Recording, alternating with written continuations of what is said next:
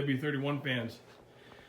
This DNA video for this W-31 here has gotten great response. So what I'm going to do here, you guys got me thinking. I'm going to take this motor somewhat apart. We're going to crack into this thing right where it sits. So we're going to pull the heads off it. And I'm going to show you guys W-31 valves, valve springs, and we're going to look for W-31 marks on these pistons. And you're going to see this real time as we do it. So there'll be no question as to what the differences are when you're opening the vault. Okay, so I'll keep you guys posted. I'm not going to do a long video on this one. And I've already taken the radiator out. And I'll show you, what it looks like inside once we get it apart. All right. Status report. Valve covers are off. Heads look really good. Heads look good and clean. Inside of the valve covers look clean. And there's the incorrect Holly double pumper. And I'm going to pull the carburetor off. I'm going to pull the intake off. Then we'll pull the valve train off. All right, like I said, I'm going to show you a couple date codes here. So the intake manifold has 73 on it. And that means the 73rd day. So the 73rd day of 69 is, some mid-March. I'm sure we can look that up and find out exactly when that is. But 73rd day of 69 is the intake. The alternator has a date code on it also. 9C13. That 9 is for 69, C for March, 13 is for the 13th day. 13th day of March, 1969. So we got the alternator and the intake that are right in the middle of March. The distributor, I didn't mention the distributor in the last video, guys, W-31 specific, because it is not W-31 specific, although there is a date code making it specific to this particular car. Distributors for 69 4-barrel 350s, whether it's an L74 or a W-31, the distributor is going to be 1111930. That's the part number. You're going to find that in a station wagon with a 4-barrel. Here's the date code. Can you see that?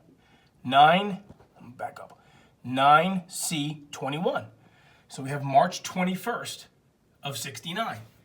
And remember, the production date here, fourth week of the third month, March. Fourth week of March. So that makes all of these parts here fall in line with respect to their date codes.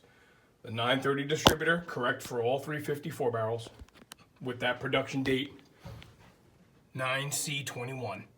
Okay, March 21st of 69. 73rd day, we'll confirm exactly what day, but obviously 73rd day is going to be, middle of March somewhere. Alternator, 13th day of March, 1969. So far, I'm really liking what I'm seeing.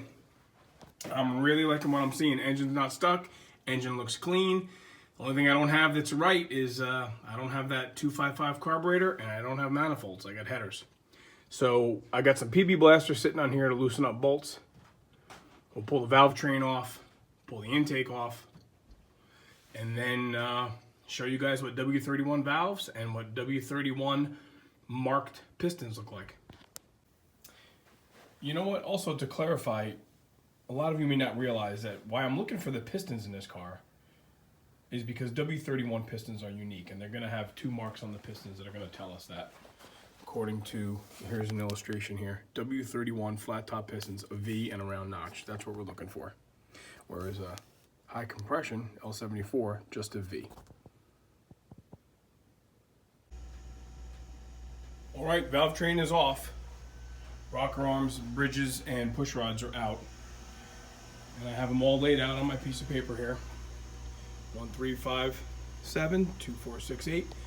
So people will say, what are you doing this? You're going to rebuild the motor. Why do you save everything in order? Well, I'm going to show you why. My OCD, I just play into it. Number 7 rocker bridge. Number 7 rocker bridge, broken. Okay? If I put them all in a pile and I see a broken rocker bridge, I don't know what cylinder it came from, and I don't know if there's a problem in there that I should be looking for. So I just like to have all the information.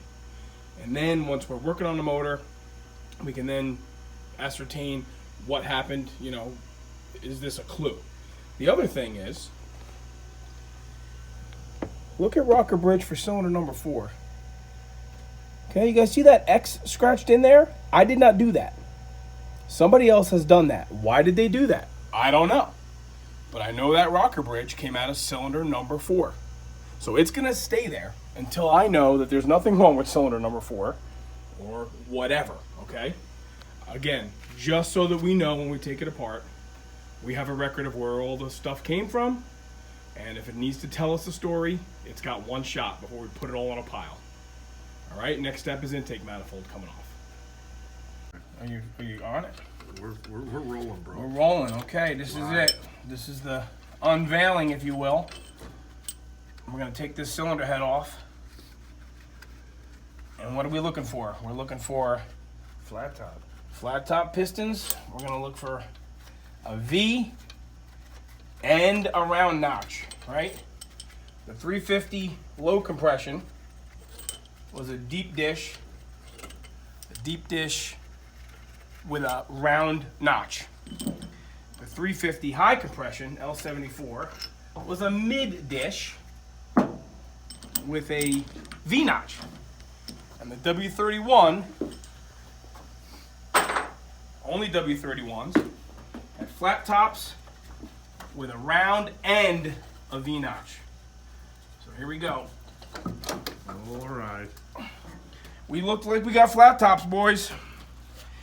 We got flat top pistons. And I can't stand by. Let me get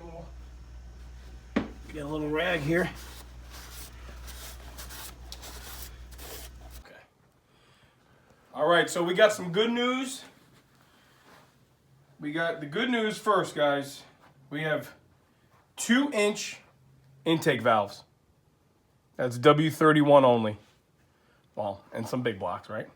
And then we have an 1 5/8. Technically, it's 1.625. An 1 5/8 exhaust valves. So that checks out. But if we go over here and we look, while we have flat top pistons, which is what W-31s had, if we zoom in right here, that says 0.030.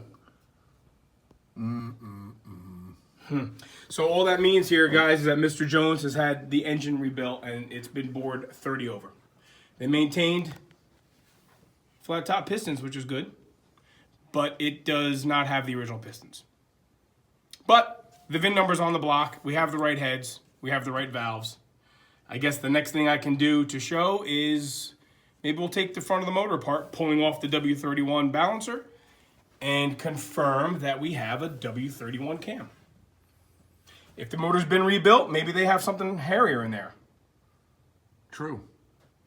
But it is what it is. 53-year-old car. Obviously, people have had their hands in it.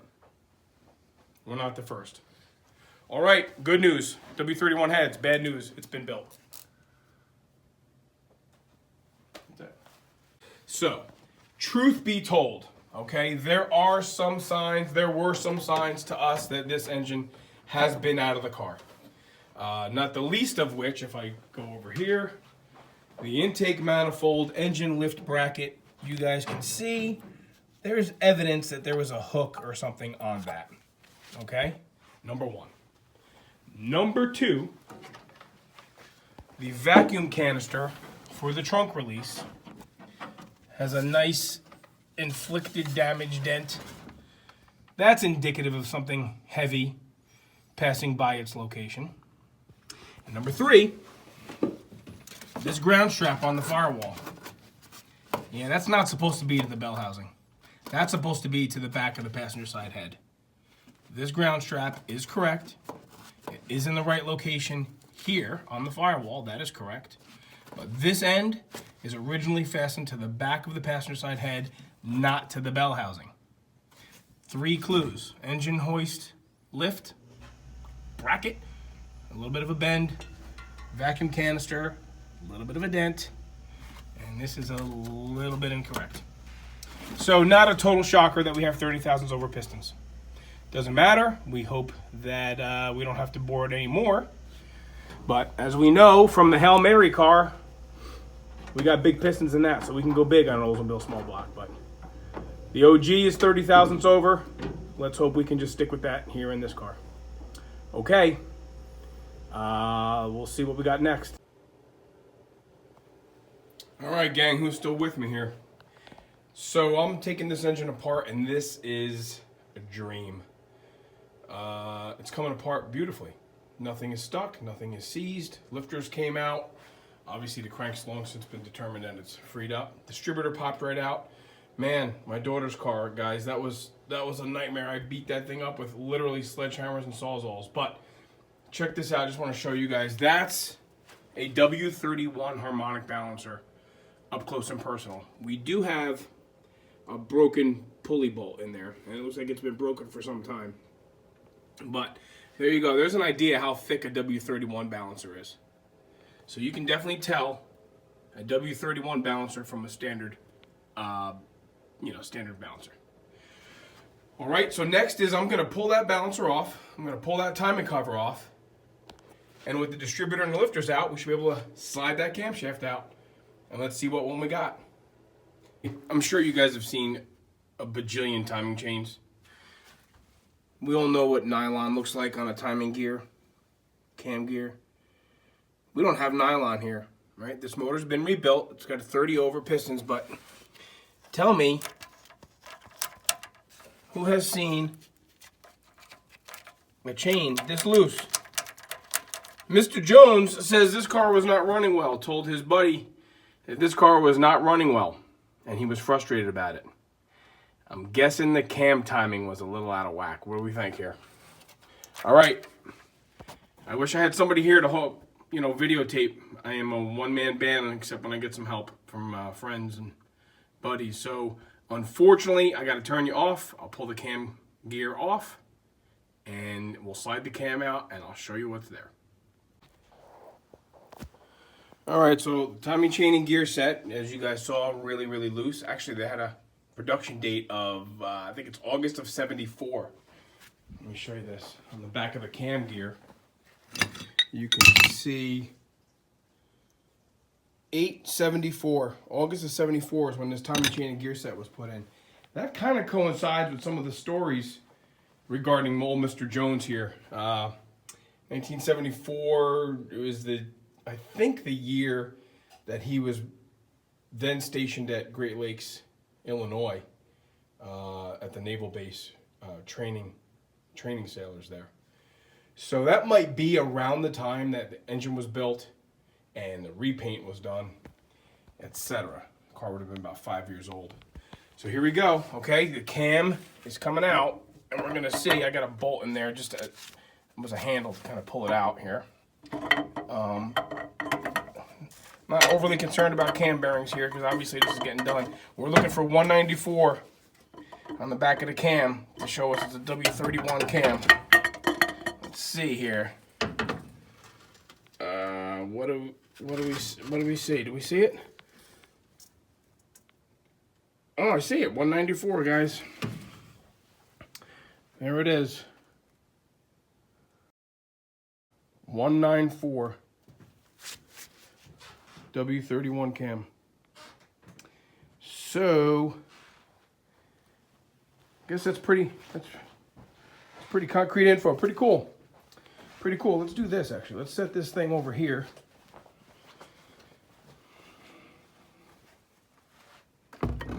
So that we have a visual. And that comprises the valve train of Mr. Jones. So we're going to end up just pulling the block out here. That's cool. That's cool to find a 194 cam in that thing. 30 over pistons. So we're looking pretty good. I think either tonight or tomorrow morning, this baby's going to come out and sit on the stand. All right, cool. Glad you guys got to see that. That was pretty pretty exciting for the geeks out there. Yeah, I know. Most people just point and laugh at me, but that's all right. I enjoy it. All right, cool. Thanks for checking in. We're gonna put this together, I think, and I might do a real quick summary at the end of all this, so that we just have a way to kind of put a period at the end of this video. And Joe's gonna try to get something uploaded for you guys to watch in the next day, I think. All right, some of this has been really choppy. I've been on and off the camera here, so I just feel like in my brain, I want to do a quick recap, real quick. I'm going to start with one thing here that I neglected to mention when I said the other day the 68 and 69 air cleaners are the same. They are visibly the same, the lid is the same, okay? They function the same. In 1968, the PCV valve was in the base of the air cleaner, okay? In 1969, the PCV valve went to the driver's side valve cover. In 1968, this hole in the side of the air cleaner, here, if you guys can see it, was square for the PCV valve, which was actually, I believe, a Chevy part number. In 1969, with the PCV valve and the driver's side valve cover, that hole in the air cleaner base became round. So, is there a difference between 68 and 69 air cleaner bases? Yeah. 68, square hole, 69, round hole. Okay, moving on. Mr. Jones, the numbers matching block, number 5 heads, correct date coded distributor, correct date coded intake, correct date coded alternator, big W-31 harmonic balancer, right? That all came off. Double roller timing chain, evidently dated 1974, August of 74. So that's when that was done. The good news is the heads do have the correct valves. The heads have 2-inch intake and 1.625 is a technical measurement, an inch and 5/8 exhaust. The heads have the right valves, the right balancer, obviously the right air cleaner. Moving on. We discovered when we took the heads off that it's been rebuilt and it's been bored 30 over. So it has flat top pistons, but they're bored 30 over. So I could not show you guys the round groove and the V-notch in the pistons indicating W-31 pistons. You know, I didn't know what was going to be in there.